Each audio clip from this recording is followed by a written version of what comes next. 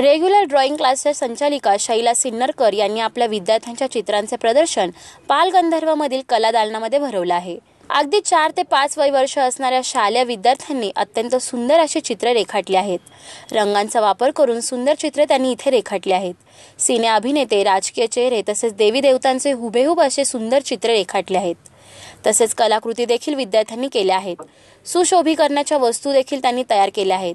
चित्रातील रंगांचा वापर करत काच, लाकूड यांचाही वापर करून त्यांनी पेंटिंग्स तयार केलेले आहेत। क्लासला येणाऱ्या मुलांच्या कलागुणांना एक प्लॅटफॉर्म मिळवून द्यावा। त्याच्यानंतर छोटी पिढी जी ही आहे ही आपली देशाची भावी पिढी आहे। छोटी मुलं जी आहेत ती आणि ती कलेच्या क्षेत्रात कुठेही ती मागे राहू नये यासाठी व त्यांच्या कलागुणांना एकंदर योग्य मार्गदर्शन व्हावं यासाठी मी हे ड्रॉइंग एक्झिबिशन भरवत असते।